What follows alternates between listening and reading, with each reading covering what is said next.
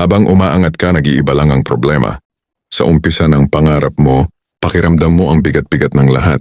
Konting problema lang, parang gusto mo nang sumuko. Bakit? Kasi sa simula, halos wala ka talagang panghawakan. Walang pera, walang team, walang experience, walang connection, walang kasiguraduhan. At dahil doon, bawat problema parang laban para mabuhay. Yung simpleng pagkukulang, sobrang bigat na agad sa pakiramdam.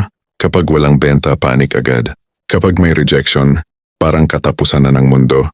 Kapag walang sumuporta, feeling mo nag-iisa ka. Pero alam mo ba ang isang bagay na madalas hindi naiintindihan ng marami? Hindi nawawala ang problema kapag naging successful ka. Nag-upgrade lang sila. Habang umaangat ka, mas lumalaki rin ang responsibilidad mo. Mas mahihirap na decisions. Mas malaking pressure. Mas maraming taong umaasa sa'yo. Pero may malaking kaibahan. Habang tumatagal, dumadami rin ang resources mo. Mas nagiging matalino ka sa pagdedesisyon. Mas lumalawak ang understanding mo. Mas nakikilala mo kung sino ang tamang tao na dapat mong kasama. At unti-unti, hindi mo na kailangang buhatin mag-isa ang lahat. May system ka na, may experience ka na. May mga taong handang tumulong sa'yo. Kaya kung nasa season ka ngayon na hirap ka, huwag mong isipin na habang buhay ka na lang mananatili dyan.